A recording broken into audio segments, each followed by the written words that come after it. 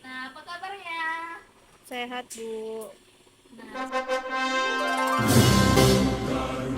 Pancasila, akulah pendukungmu, patriot proklamasi, sedia berkorban untukmu. Pancasila dasar negara, rakyat adil maupun sentosa, pribadi bangsaku, ayo maju, ayo maju, maju, ayo maju, maju. Kita akan belajar mengenai apa? Ada yang tahu? Tidak ya? Nampak kalian tidak belajar di rumah ya? Harus rajin dong belajarnya anak-anak. Nah, di sini Ibu kasih tahu ya. Pembelajaran kita pada hari ini yaitu pola hidup gotong royong. Nah, pola hidup gotong royong. Tahu tidak anak-anak Ibu sekalian, apa itu gotong royong? Tidak tahu, Bu. Nah, bangsa kita ini memiliki ciri khas atau dengan karakteristik yang dikenal sebagai gotong royong. Buka ku aja dia. Nah, pola hidup gotong royong. Tahu tidak anak-anak Ibu sekalian, apa itu gotong royong? Tidak tahu? Tidak, Bu. Baik, Ibu jelaskan ya. Gotong royong itu berasal dari dua kata, yaitu gotong dan royong. Gotong artinya bekerja, sedangkan royong artinya bersama-sama. Sehingga dapat disimpulkan bahwa gotong royong adalah bekerja bersama-sama atau merupakan tindakan yang dilakukan dengan bersama-sama. Nah, kita masuk kepada nilai-nilai dalam gotong royong ya. Apa saja itu? Yang pertama, nilai persatuan. Nah, dengan gotong royong ini bisa mempererat persatuan di antara kita dengan yang lainnya. Semisalnya nih, kita melakukan gotong royong yang dilakukan secara bersama-sama. Sehingga saat melakukan pekerjaan gotong royong itu mendapatkan nilai persatuan yang mempererat hubungan di antara yang melakukan gotong royong tersebut. Nah, selanjutnya ada nilai kebersamaan. Nah, kenapa dibilang nilai kebersamaan? Karena ketika kita sudah melakukan gotong royong, muncullah tindakan atau nilai yang disebut nilai kebersamaan. Kenapa sih, Bu? Kalau gotong royong itu jadi ada nilai kebersamaan kita? Karena di saat kita melakukan gotong royong, di situ kita sudah bersama-sama melakukannya. Karena apa tadi pengertian dari gotong royong? Bekerja bersama-sama, sehingga muncullah nilai kebersamaan. Nah, selanjutnya nilai tolong menolong. Nah, pada saat kita sudah bergotong royong atau melakukan gotong royong, di situ muncullah nilai tolong menolong. Karena apa? Ketika misalnya nih, anak-anak Ibu siapa yang udah pernah nih nolong ibunya saat bekerja? Misalnya ngerjain rumah, pekerjaan rumah. Nah, ibunya sedang memasak, sedangkan kita mempunyai adik. Mempunyai adik kan? Jadi ibunya kan fokusnya ke pekerjaan ibu itu kan. Ibu kita memasak, terus kita harus menjaga adik kita agar ibu kita bisa memasak. Makanya muncullah nilai tolong menolong. Nah, selanjutnya nilai rela berkorban. Nah, pada gotong royong tersebut kita harus rela berkorban. Misalnya nih, anak-anak Ibu siapa saja yang udah pernah mengalami gotong royong nih?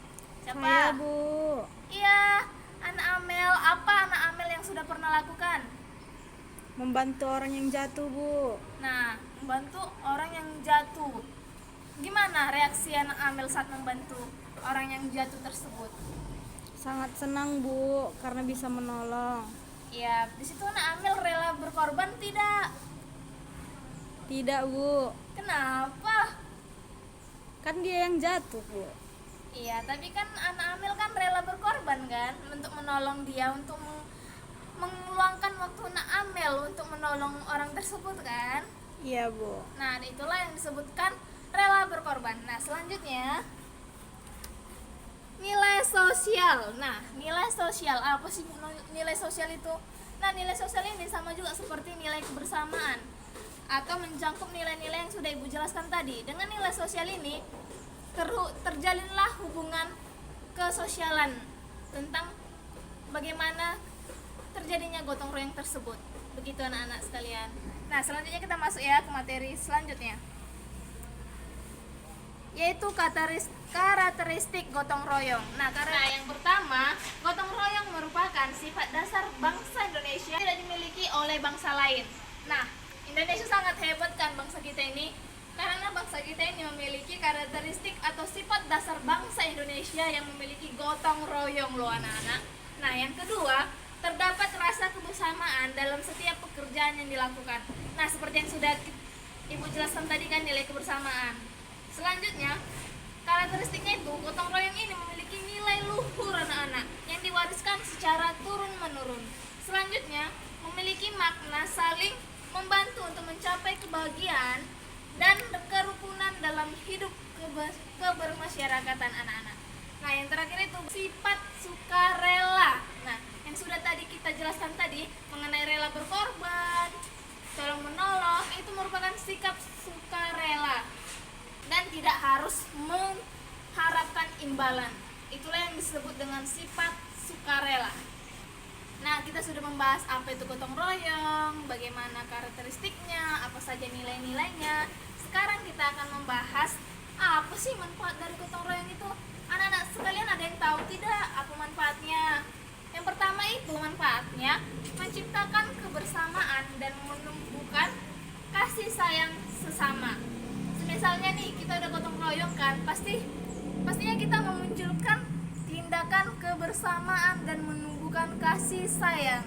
Kemudian yang kedua itu menumbuhkan sikap saling tolong menolong yang sudah kita jelaskan tadi di bagian nilai-nilai gotong royong. Kemudian apa sih manfaatnya lagi, Bu?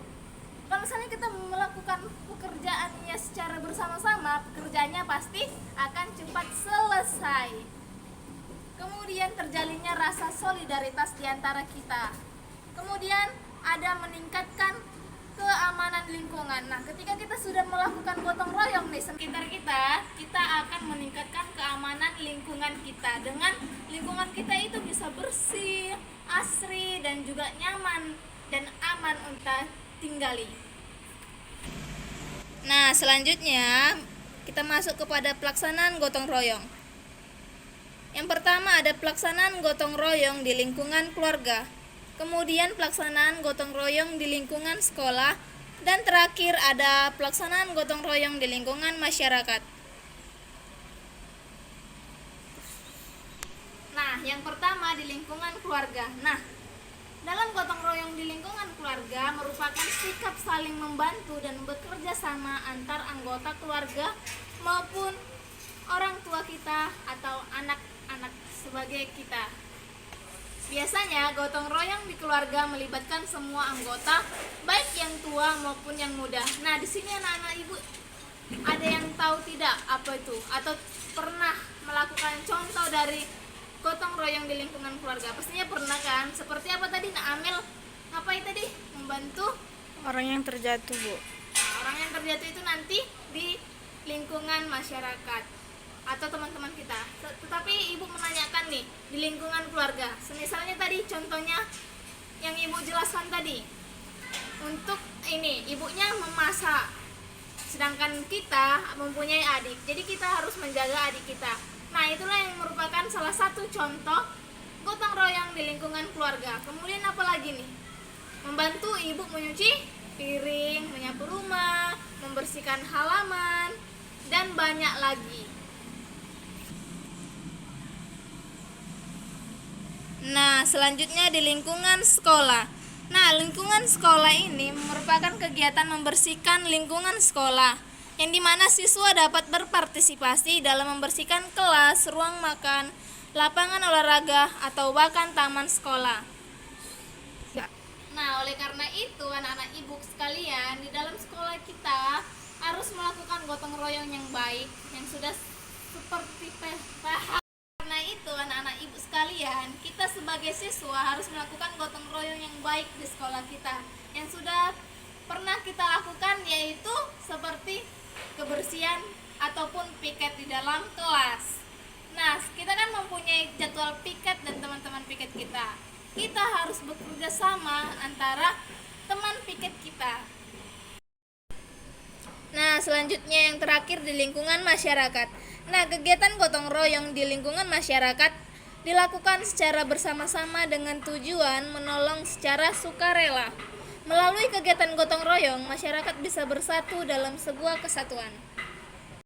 Contohnya yaitu ketika kita ada melihat kegiatan gotong royong di masyarakat, kita bisa membantu mereka.